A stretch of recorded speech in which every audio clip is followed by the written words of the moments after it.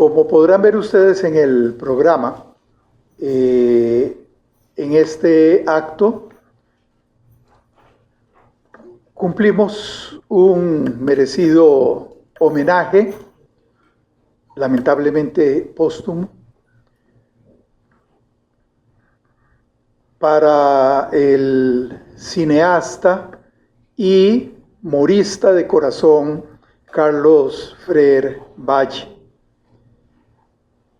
Tendremos también la conferencia, exposición de la doctora Ligia Rosales, autora del libro El Teatro Mora, obra que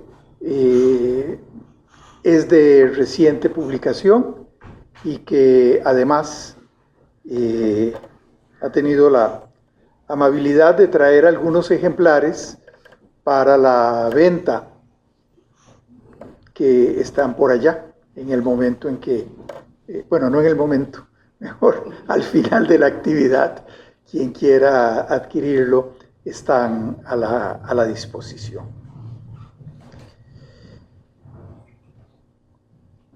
Con esta conferencia de la doctora Rosales estaremos dado por abierto el Año Morista 2026.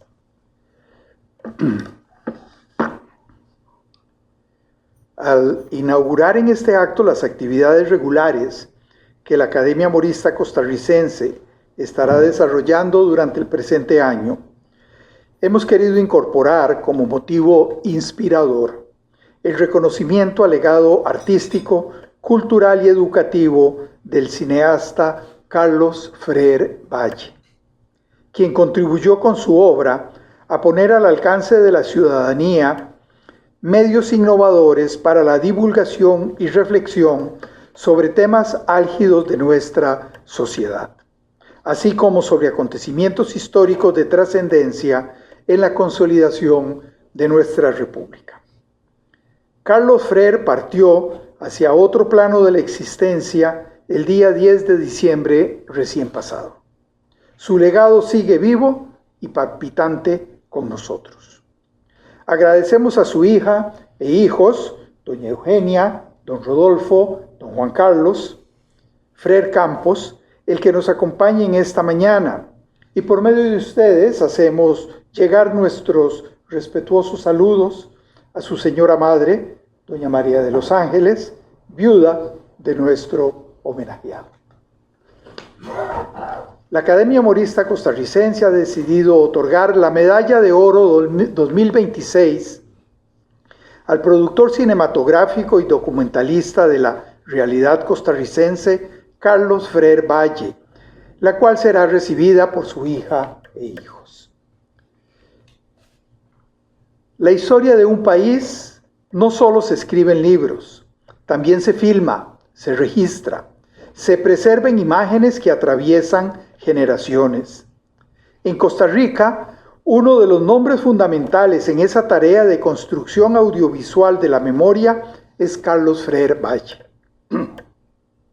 Su trayectoria profesional representa un momento decisivo en la consolidación del documental como herramienta cultural, educativa y política en el país. Para comprender la relevancia de Carlos Freire Valle, es necesario situarlo en su contexto. Durante buena parte del siglo XX, Costa Rica carecía de una industria cinematográfica consolidada. La producción audiovisual era limitada y dependía en gran medida de esfuerzos institucionales aislados. En ese escenario, el documental emergió como un género estratégico. No solo permitía registrar acontecimientos, sino también educar y fortalecer la identidad nacional.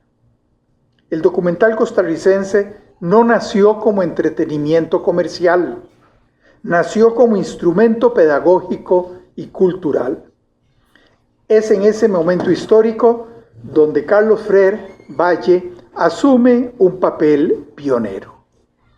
Se desempeñó como productor y director audiovisual vinculado a iniciativas culturales e institucionales que buscaban fortalecer la producción documental en Costa Rica.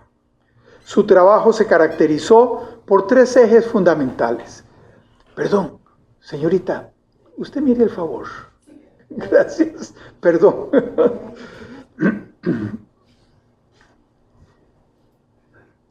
Decía, su trabajo se caracterizó por 3 ejes fundamentales: rigor investigativo, compromiso educativo y construcción de la memoria histórica. Más que producir piezas audiovisuales, Freire comprendió el documental como una herramienta de formación ciudadana. En una época marcada por limitaciones técnicas y presupuestarias, impulsó procesos de producción que sentaron bases organizativas y narrativas para futuras generaciones de realizadores. Su aporte fue estructural. Contribuyó a consolidar metodologías de investigación histórica aplicadas al lenguaje audiovisual. Introdujo estándares narrativos que integraban fuentes documentales, entrevistas y recursos visuales con coherencia argumentativa. En términos académicos, ayudó a legitimar el documental como forma de producción de conocimiento. El impacto de Carlos Freire trasciende su obra individual. Su trabajo contribuyó a profesionalizar la producción documental en Costa Rica, a integrar el audiovisual en procesos educativos, a establecer el documental como vehículo de identidad nacional. Disculpe, ¿ya te apropiaste de este? Sí, ok. Gracias.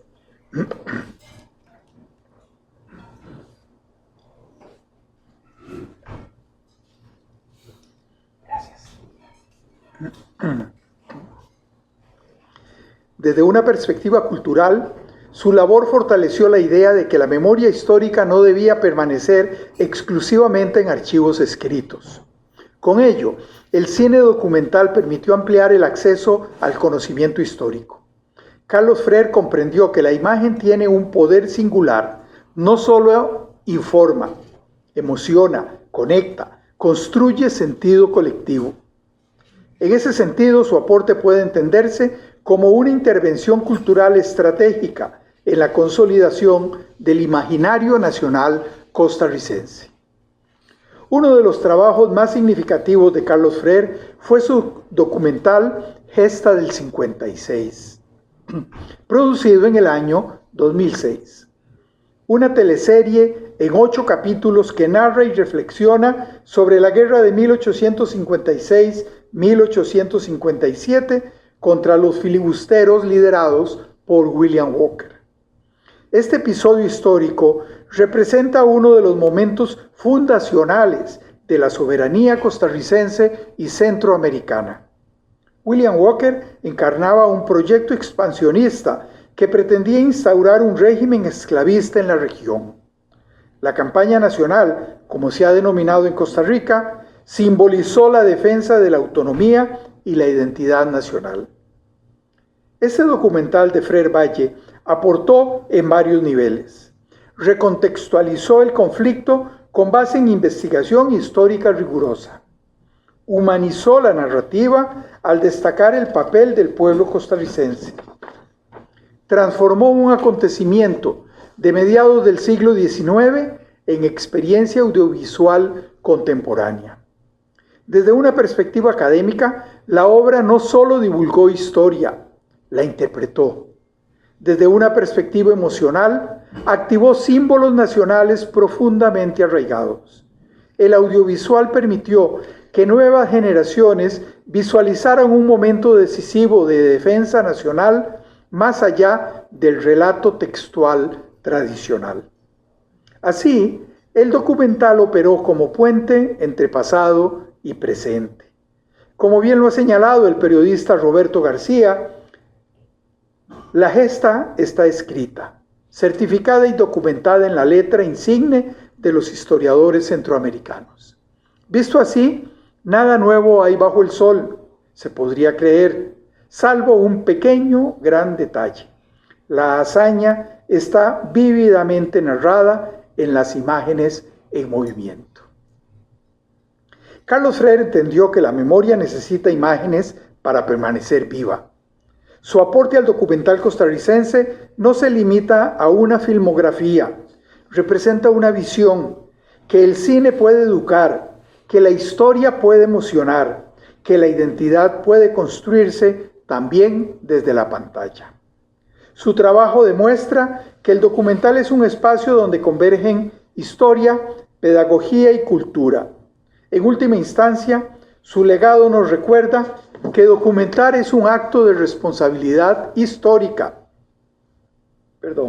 y que cada generación tiene el deber de narrarse a sí misma. Tuve el privilegio de colaborar con Carlos Freire durante los 8 años en que tuvo bajo su dirección el Canal 15 de la Universidad de Costa Rica. Unos años más tarde nos volvimos a encontrar en el Instituto Centroamericano de Extensión de la Cultura, en donde ambos brindábamos nuestra colaboración. Por ello es que puedo ser un testigo privilegiado de los méritos que en forma apretada he resumido aquí sobre su legado profesional. Resta señalar como el atributo más destacado que en mi memoria sobresale sobre Carlos Freire, y este es el de su extraordinaria calidad humana. Muchas gracias.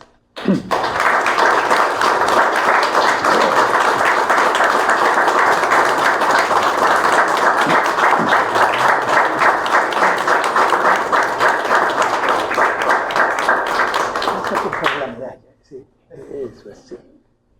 Gracias. Le voy a pedir a doña Eugenia, a don Juan Carlos, que pasen aquí al frente para... Bueno, necesitaré, tal vez pongámonos al frente, para que quedemos en imagen. De lo contrario, su padre nos lo hubiera reclamado con insistencia.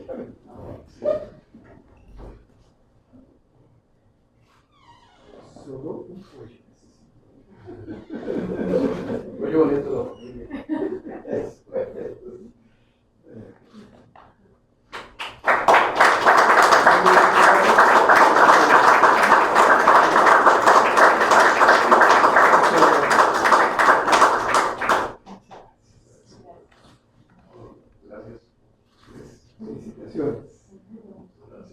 Muy honrados y me siento súper orgullosa de aportar eso en nombre de mi papá.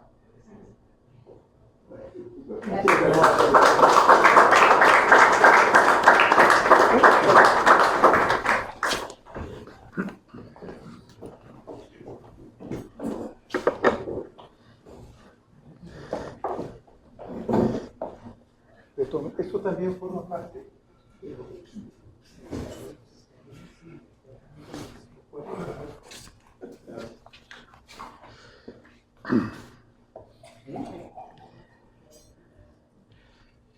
Don Luis Gerardo.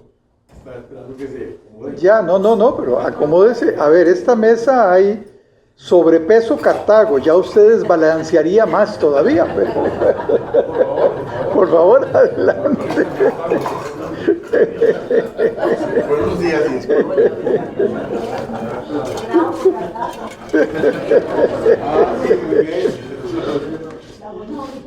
Don Manuel, si me permite. Por favor. Algo muy breve. Sí, señor, por favor. Primero, buenas tardes ya todos, ¿no? Todavía no se llegamos a buenos días. Es un honor para mí estar hoy aquí y compartir no solo con los compañeros, las compañeras de la academia, este justo homenaje, y quisiera iniciar por la frase que usted terminó. Se ha dicho muchísimo, don Carlos, esa gran calidad humana que siempre la manifestó y la expresó, y era un hombre que deseaba compartir conocimiento y experiencia con los que estábamos iniciando para hacer pequeñas producciones. Eso es un tema. Un hombre muy valioso, con una mirada que le transmitía el reflejo de su alma, así lo leía yo. Era un hombre bueno, realmente. Entonces yo le quería manifestar a los hijos aquí presentes el agradecimiento por ese padre y esa madre también tan extraordinaria. Y no se puede concebir a un don Carlos Frere sin el apoyo que tuvo de don Roberto García, que está aquí, que trabajó con él. Quiero pedir un aplauso para él y para Rocío Fernández.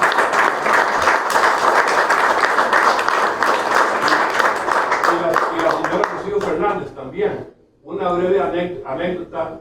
En ese San Ramón rural, donde había una carretera que se trataba de San José, casi 4 horas para llegar, era prácticamente obligatorio en mi casa esperar los lunes de Cinemateca, que transmitía la UCR. Era la única opción que teníamos para ver un documental o un cine de buena calidad, o trasladarnos en autobús a visitar, muchas veces, la sala Gante. Era importante. Entonces, y finalmente, decía don Manuel Araya que la historia no solo se escribe en letras, sino en audiovisuales. Quería agradecerle a nombre de la familia por el audiovisual que apoyó a don Carlos, su padre, de la mano de don Roberto y de Rocío, que se tituló Hospital sin Paredes. Es un documental que habla de lo que se hizo en esa época, que él tuvo la visión de llevar las cámaras a ese San Ramón rural, digamos, es más cerca de ahí, porque en ese momento, en los 60, 70 era alejado, y donde está, no escrito, pero está en ese documental muy claro cuál fue la génesis de los Cebáis. Gracias entonces a ese equipo extraordinario, me le transmite a su mamá, y es un honor estar aquí para mí, sinceramente. Muchísimas gracias. Gracias. Muchas gracias, Mauricio. Muchas gracias, don Mauricio. Si alguien desea agregar algún comentario, es bienvenido. Continuamos entonces con nuestro programa, con la exposición de la doctora Ligia Rosales Chacón sobre su último libro, El Teatro de Mora, primera sala de espectáculos de San José y Centroamérica. La doctora Ligia Rosales Chacón, aunque economista de formación, se ha convertido en una historiadora o por afición o más bien por vocación, porque ya tiene varias obras publicadas en lo que comúnmente llamaríamos el género histórico. Una biografía muy meritoria, probablemente la única que hasta el momento se ha publicado sobre Rafael Chávez, el autor del Duelo de la Patria. Otra biografía sobre un héroe casi anónimo de los soldados de la guerra del 56, un indígena nicoyano, Valedor Martínez. Gracias.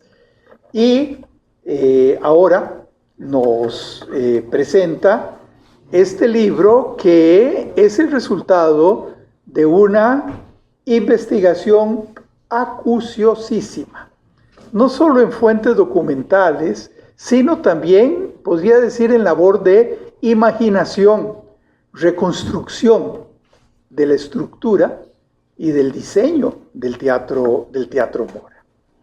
De manera que es esta una obra que recibimos con un gran placer. Y además, diría yo, con un gran agradecimiento al venir a llenar un vacío que en la historia costarricense era, casi diría yo, un rumor. Se hablaba sobre el Teatro de Mora, que dónde quedaba, en fin, pero no habían mayores detalles sobre esta obra material, obra arquitectónica, producida durante la administración de Juan Rafael Mora Porras. Dejo la palabra a doña Ligia Rosales. Bienvenida. Buenos días y muchísimas gracias por estar aquí. Yo sé que tiene una reunión de rigor, pero me van a escuchar. La investigación en mi caso es científica, imaginativa, creativa y misteriosa. Porque así soy. Entonces, sobre el personaje Mora, obviamente de niña siempre tuve la fortuna de escuchar siempre, porque mi abuelita, su abuelita, era prima de ellos, Ana Florencia Mora Pérez de Cot. Entonces siempre escuché yo eso.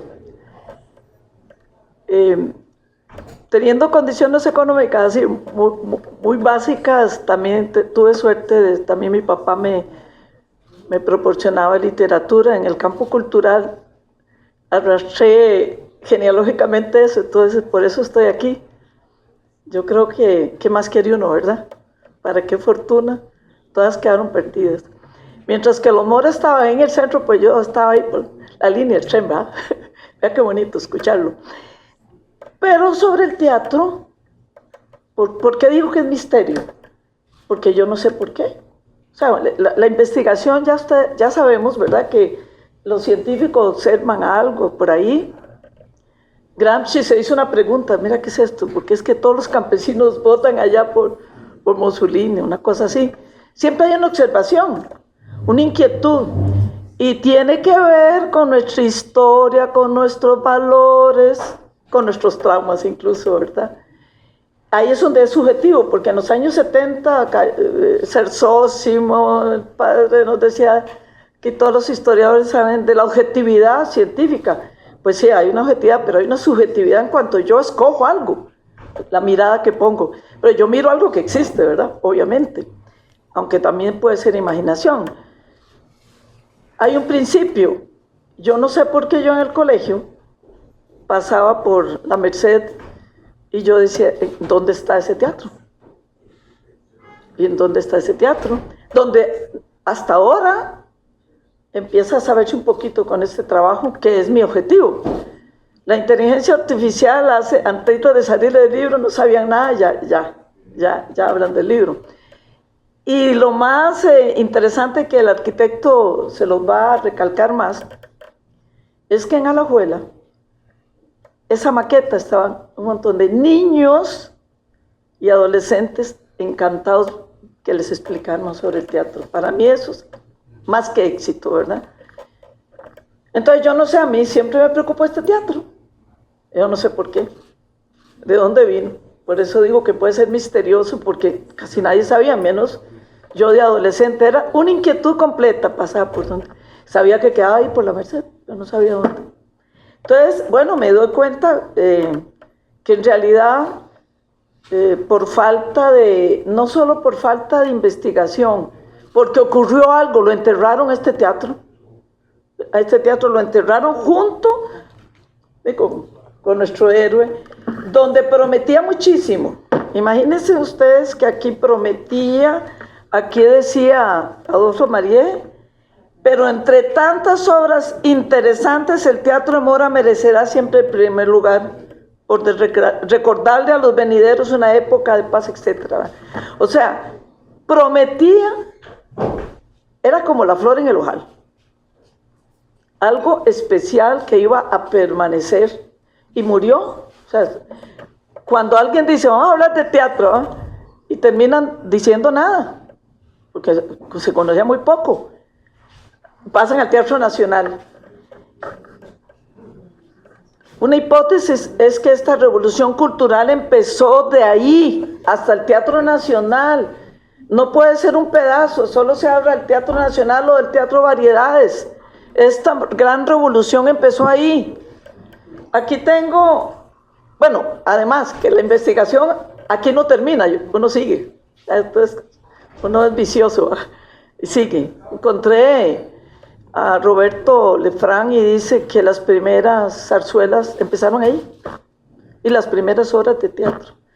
¿qué fue lo que ocurrió con este teatro? Que educó a la población, lo sacó ahí de los gallos y de cositas culturales básicas de la colonia. Y sucedió un desarrollo cultural. Bueno, pero antes de seguir con esto, quiero mencionar que yo se lo dedico a don Guido Sáenz, porque las primeras obras de teatro, que fue al Teatro Nacional, fue mi profesor, fue por inspiración de él, la adoración por la música, por él.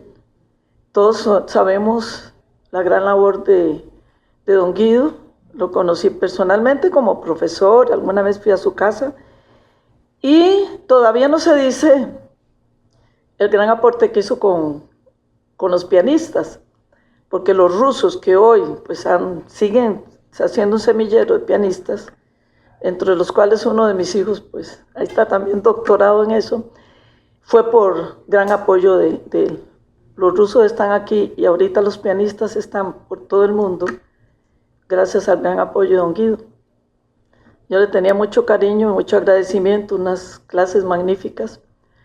Y cuando decía que hasta los traumas cooperan, pues él hubiera querido ser un pianista, siempre hablaba de Anthony Chekhov, como decía él.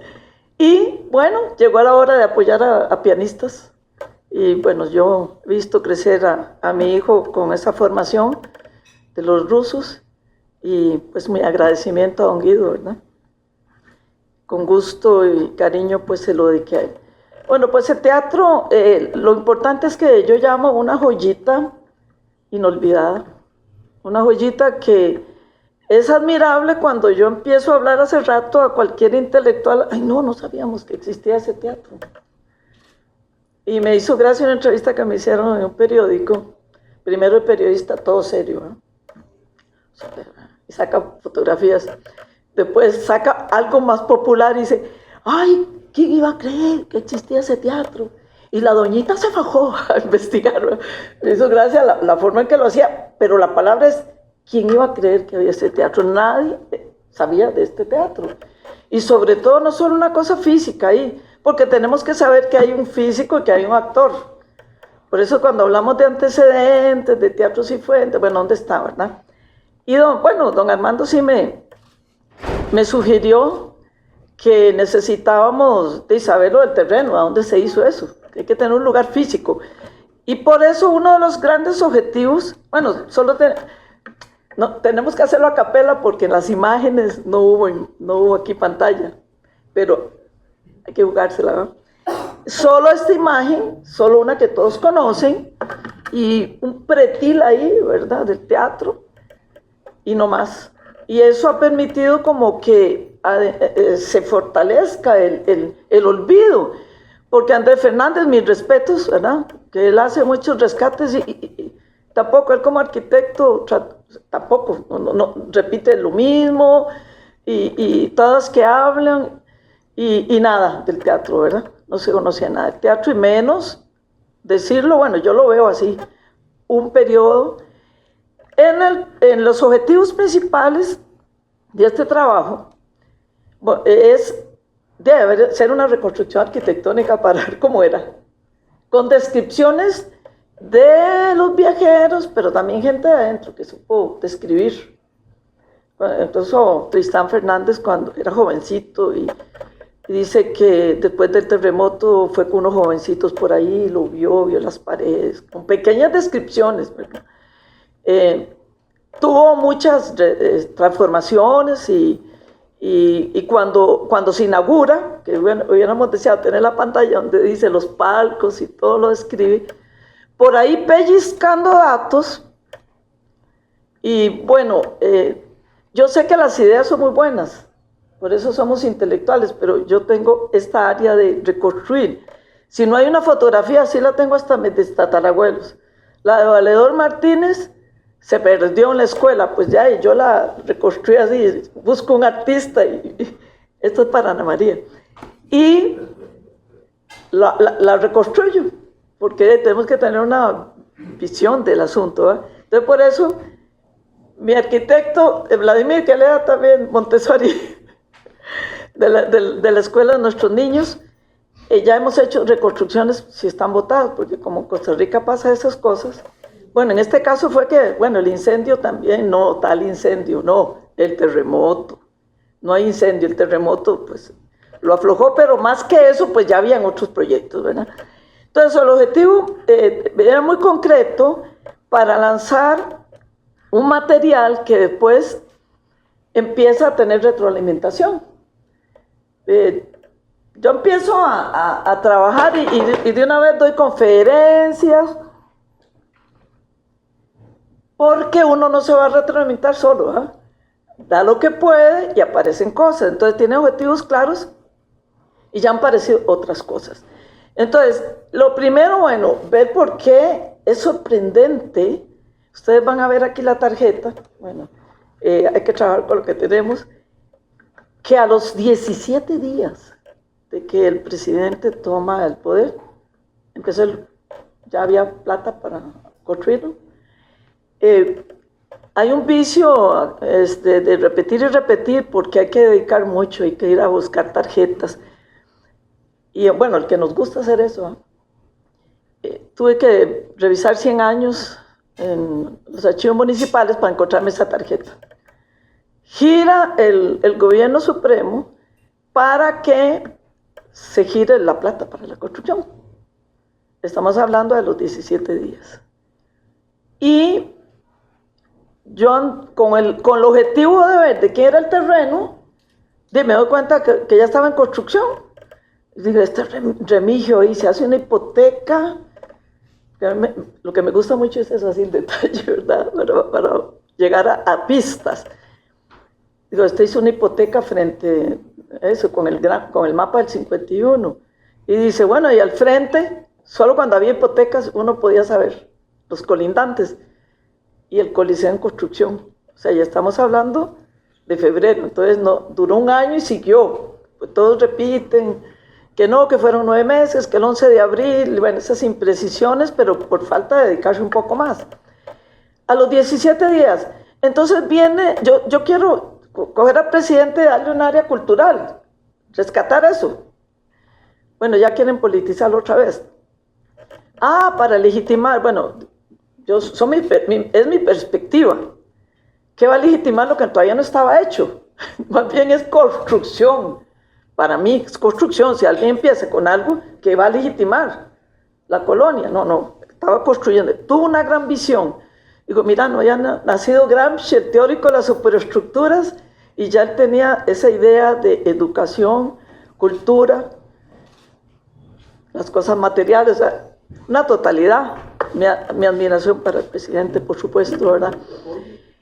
Y arranca, o sea, a construcción, sin ningún... yo en el libro digo que les costó más al Teatro Nacional, no sé cuántos años viendo dónde cogían el presupuesto, no, y giró. Pero no fue la municipalidad, porque recordemos que las municipalidades tenían el presupuesto nacional. Entonces era el presupuesto del gobierno. Y arrancó el teatro con todas las condiciones. Aquí está la maqueta. Con todas las condiciones de un teatro. También con todo el mobiliario traído de Europa. Y en la primera, yo lo hago total. No podemos decir que solo hasta que lo fusilaron. No, hasta el 59. No, el teatro es todo. Porque el edificio siguió funcionando como teatro municipal, tal vez con otras políticas, pero con los mismos grandes compañías que venían. Por primera vez zarzuelas, por primera vez Otelo, Shakespeare, y les gustaba muchísimo. O sea, ahí hasta se quedaban durmiendo. Y yo digo que era un teatro para todos, porque ustedes saben que el Nacional en una época fue elitista. El arquitecto y yo a veces hacemos la observación de que había un gallinero, claro, ese lenguaje no se podía abandonar, donde estaban, bueno, los de menores recursos, pero era un teatro para todos, porque yo creo que el presidente quería educar a todos, sacarlos de una cultura, pues que no era mala, era de una época, en donde, según los arquitectos, pues, cuando hay un cambio de mentalidad y de cultura, pues hay edificios nuevos, edificios diferentes. O sea, bueno, el teatro con sus condiciones. Entonces, el objetivo, la reconstrucción arquitectónica, descubrir por qué el presidente, que todavía le doy mente, ¿verdad? Qué visión, porque o sea, yo sigo pensando, ¿cómo el primer edificio? La Universidad de Santo Tomás estaba, digámoslo, en un cutrichil ahí por la factoría, así con moho y todo, según he leído ahí. No, y primero fue el teatro. Es que eso es sorprendente. Sigo dándole vuelta por qué, ¿verdad? Y todo el apoyo. El terreno, obviamente el terreno, eso sí tenía razón don Armando, ¿verdad? Eso me llevó muchas horas saberlo del terreno. Bueno, los moras estaban desde 1700, desde que se construyó San José, estaban ahí los moras, estaban todos. Esa era una manzana donde hasta Juan Rafael tenía como por detrás ahí digamos al costado norte, un terreno. Ahí estaban familiares, desde luego, ahí está en el libro, estaban los familiares, estaban los cuñados, estaban los suegros, estaban los amigos, Nazario Toledo, ahí se movía. Y el terreno del teatro pasa como de mano en mano porque en esas épocas alguien quedaba viudo y a los 2 meses ya tenía el repuesto, ¿verdad? Entonces, sí, rapidísimo, yo no sé por qué, pero rapidito ya tenía la pareja, ¿no? Entonces, después de que Dionisio Mora se muere, pues se casa con un salvatierra, José Salvatierra, y lo vende a un Bernardo García, a un García, y se muere. Entonces, a ver cómo lo vendemos, y quedó en los cuñados Montes de Oca de Juan Rafael, y Juan Rafael está ahí como metido en esa venta, y al final yo creo que solo me faltaron 3 años, porque esto fue dificilísimo para mí. Poquito por aquí, poquito por allá. Hasta 1846 ya está en manos de los Montes de Oca, que eran cuñados de él, y bueno, yo creo que quedó en manos de Juan Rafael, ¿verdad? Falta probar un poquito más, pero bueno, ya no le di más, ¿verdad? Y obviamente, como él fue el creador del teatro, tenía mucha injerencia, y las compañías tenían que dar informes también a la municipalidad, bueno, se llamaba la corporación, ¿verdad? Y él tenía, por supuesto, ese fue el creador. Y bueno, presentaciones teatrales. Yo en el libro tengo un cuadro completo de todas las presentaciones, desde que se abrió hasta que se cerró, ¿eh? Para mostrar su funcionamiento continuo. Porque alguien como que interpretó que fue breve, no, nada de breve, 40 años. 40 años funcionando. Claro que a veces, ¿verdad? Por ejemplo, cuando viene la guerra del 56, definitivamente se cerró. El presidente Mora dice, no, cerró, pero pedían, ¿cómo? Ya tenemos 1 año, tenemos 2 años y no tenemos una presentación. Ya estaba educándose la gente, ¿verdad? Ya estaba educándose. En el libro, bueno, a mí me gusta hacer dibujos, me pido dibujos, y hay un policía ahí descalcito, ¿verdad? Y dice, viva Costa Rica, está la imagen bonita ahí. Y me da la sensación de que ya se está creando esa identidad, que se acelera con la guerra, la identidad, pero que yo creo que el presidente ya tenía esta meta de ir creando identidad, de ir creando todo esto, porque ¿qué más identidad que la cultura? ¿Qué más identidad que viva Costa Rica? Eso, escucharlo en esa época, pues es bastante sorprendente, ¿verdad? Y el teatro también, bueno, el libro nos lleva a los motivos, el terreno, las funciones, cómo fue decayendo. Bueno, ya venía decayendo porque ya estaba un proyecto mayor, digamos, en un terreno mayor. Y cuando se pide que si después del terremoto, mire, yo tengo ganas como de volverlo a reparar, les dicen que no, entonces fue cuando nace el Teatro Variedades. Pero hay algo importante, que yo sé que ya anda por ahí un estudio que va a tener otro enfoque, y hablar que era más importante el Cifuentes. Hay poco estudio de qué pasó en esta cosa teatral y artística.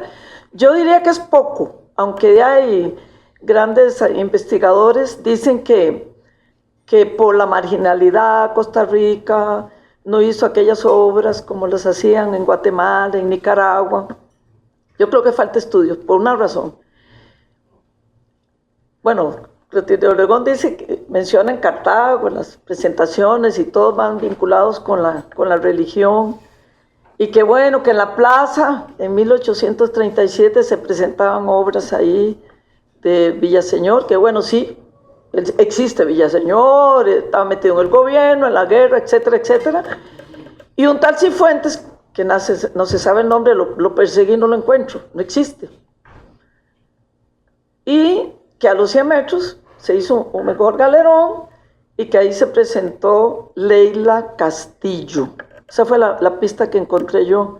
Tiene que haber un lugar. Si no hay un espacio, bueno, ahí estaba Mercedes Castillo, esposa de exactamente el hermano de Escalante, sobrina de Florentino.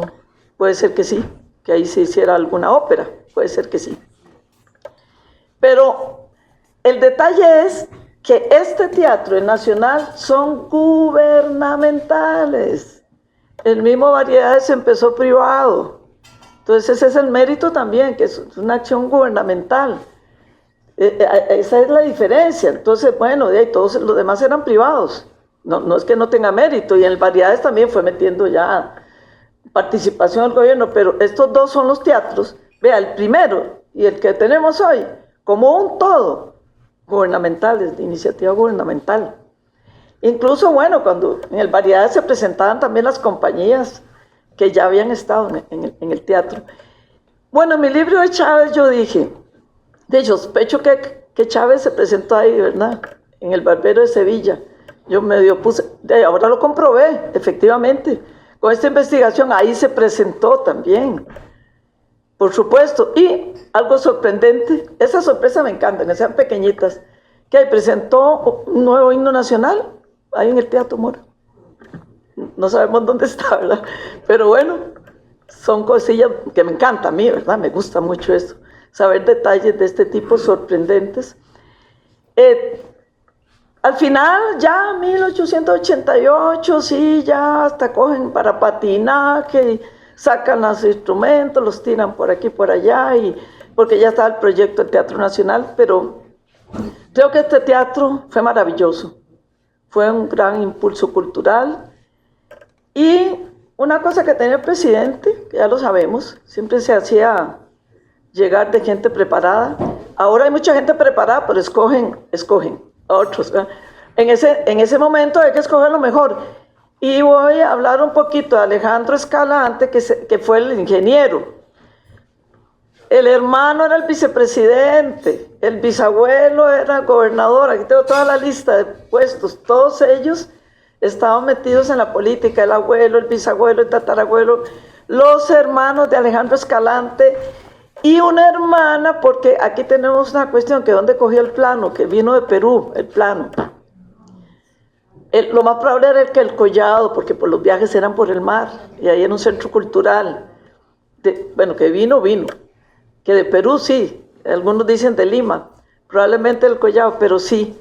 Los Escalantes, una hermana Escalante estaba casada con uno que fue presidente del Perú. Todos estaban así, tenían conexiones con Perú. Y todos estaban, desde el bisabuelo, el tatarabuelo vino de Asturias, y todos en Cartago y en San José, pues estaban metidos en funciones públicas. Entonces, Alejandro Escalante, que es el ingeniero, no era cualquier persona, era una persona preparadísima, involucrada en esto. Y bueno, todos los aportes culturales, no sé por qué, bueno, sí se sabe por qué fue, ¿verdad? Que lo enterraron junto, iba a tener tanto impacto que había que enterrarlo con el presidente, no quedaba otra, ¿verdad? Duraron 100 años que no se podía hablar ni siquiera de Juan Rafael Mora, menos del teatro. Estoy muy satisfecha de que he logrado que se conozca este teatro, que se conozca.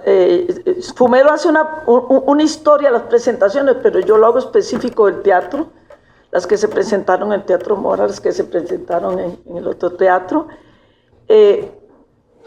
a mí me gusta mucho investigar, es un placer. Entonces después, no era el objetivo del libro, pero yo todas las obras las revisé, una por una, y las veo. Las de Chávez también, ¿verdad? Ya casi que nada más me falta tocar en el piano, que también lo hago de vez en cuando. Entonces, están todas las obras ordenadas por el Teatro de Mora y el Teatro Municipal. Las reacciones que hubo de la gente. Y bueno, además de eso, el presidente tenía que hacer, pues, aquí me gusta mucho el acueducto. Yo creo que casi solo yo lo tengo en colores. El acueducto que hizo, tenía que tener agua. Tenía que haber luz, bueno, ya las lamparitas ahí de Canfín, ¿verdad? Ahí estaban metidas en el teatro. La única duda que tenemos el arquitecto y yo, y siempre, ¿dónde están los baños? Yo creo que no había baños. No encontramos los baños. Habían entradas, salidas, todo, ¿eh? Pero el presidente tuvo todos los cuidados. Hay un momento en que hasta arreglo de la calle enfrente, ¿verdad? A mí me gusta, bueno, te digo, lástima, bueno, pero en el libro está, pongo ahí el caballillo ahí donde lleva la madera para construirlo, ¿no? Me gustan las imágenes. Tengo como de todo, soy investigadora científica, artista, de todo un poquillo ahí, ¿verdad? Entonces me gusta mucho hacer imágenes. Y lo que no hay que presentarlo, ¿verdad? Entonces, bueno, la conclusión para mí, la más importante, y el tema final que yo tomo es eso. ¿Qué es el antecesor? Bueno, lo nombran así, es el antecesor del teatro. Pero no, eso tiene más fuerza. Eso no es así, el antecesor, el edificio anterior, no. Educó a la gente 40 años este proyecto para que después continuara con el Teatro Nacional. Es el antecesor no solo en edificio, sino en cultura y en el desarrollo cultural. Por eso, pues a mí me emocionó mucho este trabajo. Me parece que es un gran aporte y ha recibido mucho interés. Y espero que se divulgue bien, bastante, para darle otro rostro también a nuestro presidente y familiar, mi tatarabuela, por esta gran labor cultural que hizo, ¿verdad? Además de todo lo que ya conocemos. Yo siempre insisto, yo le decía a don Armando que todavía no está la lista completa de todo lo que hizo don Juan Rafael, porque como que en todo lo tomó en cuenta, hasta la cárcel, todo lo tomó en cuenta, dentro y fuera del país. Y era un viajero de la época que como 5 veces fue a Chile, pasaba por el Collao, era un desarrollo cultural. Sí digo queda mucho, porque más bien no había nada y hice bastante, ¿verdad? Pero queda mucho de investigar y ahí seguimos. Nosotros como decían en Nicoya, los adictos a Costa Rica, yo soy adicta a Costa Rica, soy muy nacionalista y amo rescatar la identidad cultural. Siempre he sido así. Mi jefe aquí, Vladimir de la Cruz, no me vio mucho fruto porque yo tenía que criar a mis hijos también. Cuando dábamos clases no teníamos este chance y una vez que me pensioné, pues me dediqué lleno, ¿verdad? A esto que me da mucho placer de contribuir con nuestro país y con esta academia. Muchas gracias.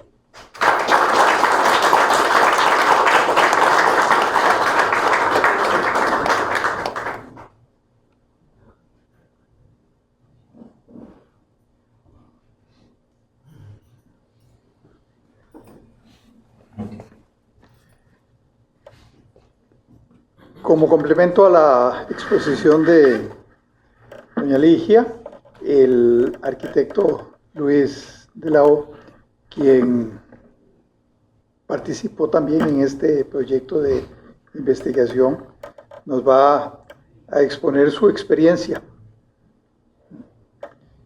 Mejor aquí, para que le escuchen.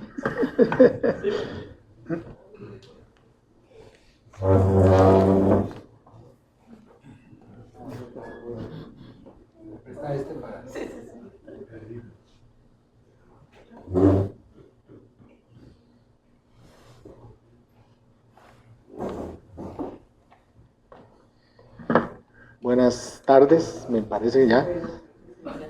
Es un honor estar hoy acá compartiendo. en nuestra defensa, vamos a ser totalmente honestos, ¿verdad?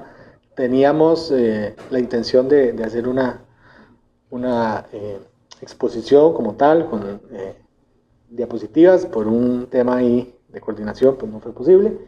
Entonces, vamos a cambiar la estrategia un poco. Y naturalmente les va a necesitar imaginar aún más, ¿verdad? Lo que estamos conversando, que viene también en el teatro. Bien, no quisiera pecar tampoco de inapropiado, entonces no sé cuánto tiempo aproximadamente tenemos restante para no alargar. ¿Cuánto necesita? 15 minutos. Sí, unos 15 ¿Sí? por ahí. 15 minutos. Está bien, okay, perfecto. Tal vez voy a correr esta, apoyar aquí un poco más.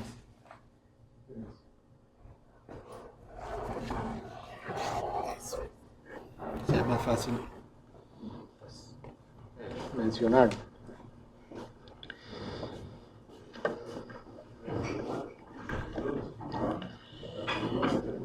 Bueno, lo primero que debo decir es que la doctora Ligia, cuando llegó con la solicitud, pues nos pareció una idea un poco descabellada, ¿verdad? Porque no teníamos ninguna información al respecto, pero al mismo tiempo nos sacaba un poco del trabajo cotidiano que uno como arquitecto tiene que hacer, ¿verdad? Entonces nos pareció realmente una oportunidad para aportar a la causa, ¿verdad?, de todo el trabajo que ha hecho don Juan Rafael Mora al país. Debido a la laxa información que existe en temas de planos, salvo una o dos imágenes, también debemos de decir que el proyecto como tal que nosotros hicimos de reconstruir digitalmente este teatro, pues no pretende ser una réplica exacta y precisa de cómo fue construido el teatro, debido a la falta de información, sino más bien pretende ser una hipótesis urbano-arquitectónica de cómo pudieron haber sido los espacios en base a los relatos que encontramos, en base a toda la información que se fue investigando, hallando, y al mismo tiempo también hay un mapa dentro del proyecto que es también imaginativo, ¿no? De cómo los teatros también necesitan funcionar, ¿verdad? Entonces hicimos una amalgama entre lo encontrado, los relatos, los hallazgos, los datos reales y una suma de creatividad, ¿verdad?, que nos tomamos el atrevimiento de proponer, ¿verdad? ¿Dónde está la...?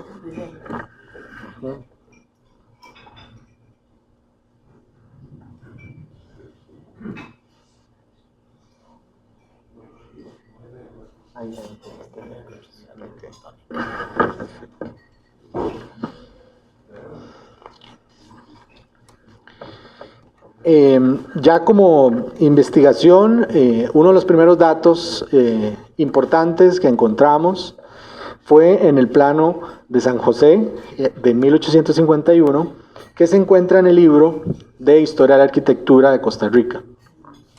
En este libro, se encuentra un plano en donde está así muy chiquitito la ubicación del teatro dentro del casco histórico, ¿no?, del año 1851.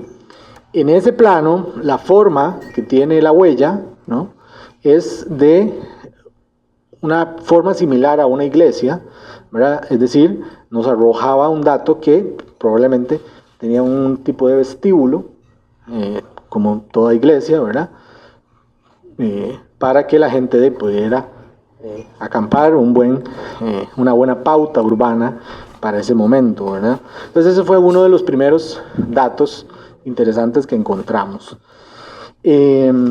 También al mismo tiempo nos dimos a la tarea de contextualizar qué es lo que estaba pasando, ¿verdad? En ese momento.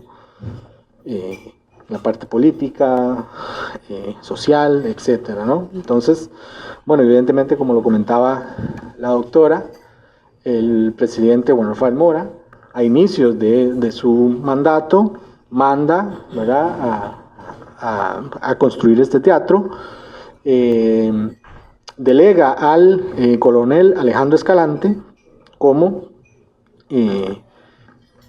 uno de los responsables para construir este teatro, y ahí se abre también una de las hipótesis que dicen algunas teorías que el presidente mandó a Alejandro Escalante a calcar los planos de este teatro en el Callao, en Perú. Yéndonos un poquito más atrás, nos dimos cuenta que Juan Rafael había viajado al menos 5 veces a Chile y pasaba por el Callao, ¿verdad? Era como una escala, ¿verdad?, por así decirlo. Entonces, me parece que podría ser una posibilidad, ¿verdad?, que él viera un teatro en la zona. Él viajó esas 5 veces entre 1842 y el 49, ¿verdad?, es decir, un año antes. Bien, también se delega a don Manuel Conejo como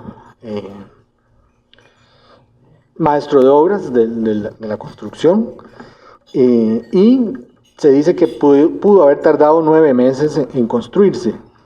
Este también es otro punto, ¿verdad? Construir 9 meses un teatro, wow, ¿verdad? Eso es muy poco, ¿verdad? Pero de eso es lo que dice el libro. Y también que fue inaugurado el 1 de diciembre de 1950 por una obra de un alemán que se llama Herr Alexander, ¿verdad? Y pasó el tiempo, en el 56 está todo el tema de la campaña nacional, en el 59 es derrocado Juan Rafael Mora y asume la presidencia José María Montealegre, y eso marca también un antes y un después, porque también se dice que las calidades, ¿no?, de las obras y de los espectáculos que se presentaban bajó considerablemente, ¿no? Y en 1860 Juan Rafael Mora es asesinado en Punta Arenas, venía para Costa Rica, y casualmente en ese año se le cambia el nombre de Teatro de Mora a Teatro Municipal, ¿verdad? A partir de esa fecha es, digamos, un antes y un después en su nombre, ¿no? Y lastimosamente en 1888 hubo un terremoto en la zona de Fraijanes específicamente, en donde deterioró y hizo estragos en la zona central. Una de esas edificaciones fue lastimosamente el Teatro Municipal en ese momento, y esto fue ya como una estocada final, ¿verdad?, en temas de estructura, y a partir de ahí pues el teatro, digamos, fue abatido, ¿no? Entonces, algo similar empezaba en 1891 con la construcción del Teatro Nacional, ¿verdad? Es decir, 3 o 2 años después de que este teatro fue abatido, empezaba la construcción del Teatro Nacional, el cual duró aproximadamente 7 años. Entonces, también nos hace ver un poco la complejidad de las obras, ¿verdad?, en ese momento. En base a muchos relatos que empezamos a encontrar, bueno, el libro, ¿verdad?, lo tienen aquí a la izquierda, y nosotros empezamos a tratar de entender cómo podía funcionar el teatro, ¿verdad? Entonces empezamos a encontrar varios relatos que hablaban de cómo eran los espacios. Encontramos la información de que tenía una fachada neoclásica muy similar a este edificio, con fachada griega, ¿verdad? Entonces, analizando informaciones con la información del mapa, pues la fachada, ¿verdad?, se fue construyendo de esa manera.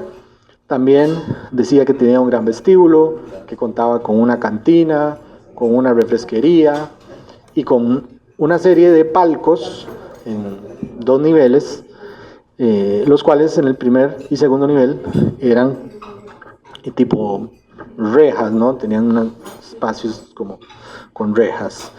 También se menciona en la parte principal o la parte más alta que se contaba con el famoso gallinero, el cual entraba por una puerta que estaba, en este caso, en la calle 6, y entraba directamente a el gallinero. Es decir, no se mezclaban las poblaciones, ¿verdad?, dentro del teatro. Otro dato también importante es que el teatro contaba con el palco presidencial. Era, digamos, el espacio más llamativo, donde se alojaba el presidente Mora con sus invitados. Se decía que estaba decorado con cortinas de damasco, con el escudo de armas y con la bandera también nacional. Ese se ubicaba en el segundo piso, frente al escenario. En temas de las lunetas, que está, el espacio más grande, por así decirlo, del teatro, se dice que eran bancos también largos, con una forma de herradura, ¿verdad?, para poder tener una mejor visión. Y también se dice que a los espacios de las lunetas podían asistir mujeres, curiosamente, ¿verdad? Sí. Sí, ¿verdad? Entonces, Dios guarde una mujer en un gallinero, ¿verdad? Imaginemos la época, ¿verdad? Entonces, también fue una de las cosas curiosas, ¿verdad?, que encontramos.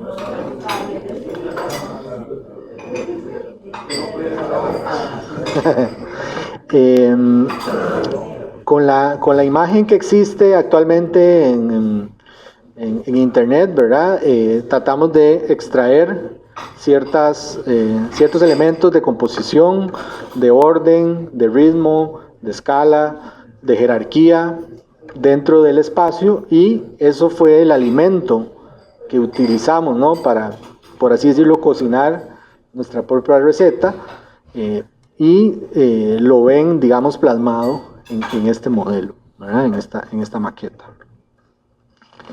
Al mismo tiempo, es un rescate, ¿no?, al legado que tuvo el teatro a la ciudad de San José, dotándola de cultura, de arte, y que de alguna manera fue impulsado por Juan Rafael Mora. Al mismo tiempo que empezamos a ya plasmar el proyecto, Ligia, ¿verdad?, saca este libro maravilloso, ¿verdad?, el libro de Teatro Mora, en donde está esta información que les estoy compartiendo a capela, ¿verdad? Teníamos una presentación con imágenes, entonces obviamente es más rico, ¿verdad?, ver ese tipo de exposición. Sin embargo, hemos estado también difundiendo este proyecto en diferentes espacios. Tuvimos diferentes conversatorios en la Biblioteca Nacional de Costa Rica. También tuvimos un conversatorio muy interesante en el Museo Juan Santamaría, en Alajuela, en la Biblioteca de Moravia también. Y próximamente, creo que también es un poco la invitación, próximamente vamos a estar exponiendo el proyecto en el Teatro Nacional, si no me equivoco, el 4, ¿verdad? El 4 de marzo. Esperamos ahí contar con un videoín. ¿Sí? Ahí sí, ok. Entonces, para que también lo tengan en cuenta en caso de que quieran, ¿verdad?, ver el proyecto con ya toda la información de imágenes y de planos que nosotros reconstruimos, ¿no? Así que seguimos en la difusión de este proyecto. Nosotros como arquitectos pues nos sentimos muy honrados de que Ligia nos haya tomado en cuenta para ser partícipes de esta investigación y de este proyecto tan diferente, ¿no? Que nos acerca, digamos, a nuestros antecesores, a nuestros antepasados, a nuestra historia. Así que eso es un poco la experiencia, y si tienen alguna duda o consulta o comentario, pues con todo gusto. Sería tan amable. ¿Dónde quedaba exactamente el teatro? ¿Y cuántos metros cuadrados tenía? Esa es una buena pregunta, muchas gracias. Sí, ¿de qué materiales? Sí. Importaron materiales. Se dice que esta calle, digamos, la calle frontal es Avenida 2, ¿verdad? Si no me equivoco, y esta lateral, calle 6, exacto. Es decir, era esquinero entre calle... ¿Dónde estaría hoy? Por donde está la iglesia de la Merced. Ese banco, Ahorita... Banco de Costa Rica. Sí, por ahí. el Banco de Costa Rica, donde está importadora móvil, Correcto. 100 metros del Sí. mercado central. Correcto. Ah, muy bien, bueno. Sí, es una esquina. Es en un plano de San José, ¿verdad? También se encontró que había un plano como tal, donde decía que aproximadamente podía tener 42 metros de largo, perdón, sobre calle 6, por 21 metros de frente, ¿verdad? Sí, se decían varas, ¿no? Sí, de hecho el plano venía en varas, 25 varas por 47 varas aproximadamente. Exactamente. Sí, entonces Pero no era tan pequeño. Claro, Sí, de 21 por 42. Sí. La capacidad, eso no es un dato exacto, pero nosotros podemos decir que aproximadamente unas 300 personas pudieron haber Sí, contar el cabido, gallinero, ¿verdad? ¿verdad? Sí, en el gallinero se apiñaban, ¿verdad? Todos ahí juntitos. Entonces, de pronto pudo haber entrado más gente, ¿o no? Sí. La población del centro es unos 3.700 Sí. en el puro centro. Sí, de hecho es interesante porque esta imagen que ustedes, veamos, si la googlean, es la que más fácil van a encontrar. Aquí empezamos a analizar muchísima información. Una de la información que analizamos es que habían 8 filas de butacas o de lunetas, ¿verdad? Entonces son las mismas 8 filas que tenemos en la maqueta. Entonces eso ya nos dio una escala, ¿verdad?, de cuántas personas podían caber. Sí. ¿La entrada era gratis o se pagaba? Se pagaba, sí. Sí, como dos pesos, ¿verdad? Era. Por ahí anda el dato, ¿verdad? Sí. Sí, había que pagar. Sí, había que pagar, sí. Creo que la señora tenía una pregunta de los materiales, correcto, muchas gracias.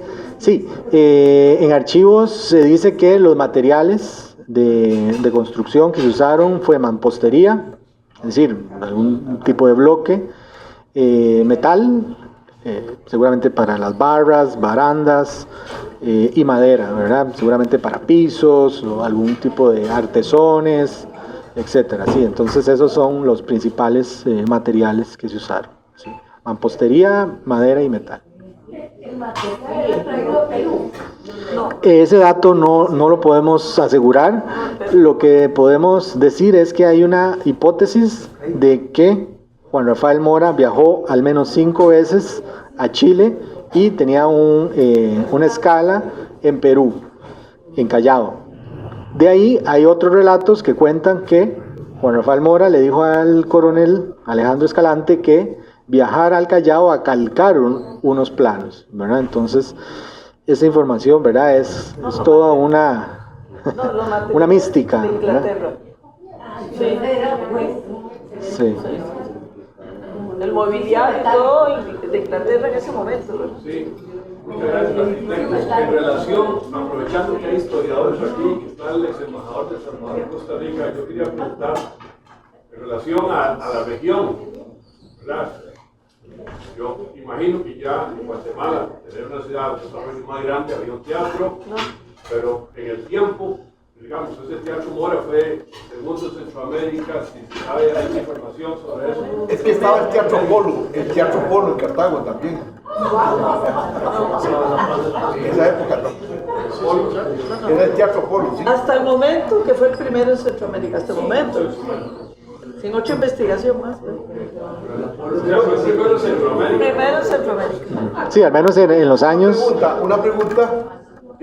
Bueno, antes como llegué tarde, yo quiero decir a la familia de Carlos que Carlos es un orgullo para los que lo conocimos, desde luego para ustedes, pero para Cartago de verdad es una persona, es un referente y si uno dice, si la vida de uno se proyecta, Carlos se proyecta, de verdad. Así que para la familia,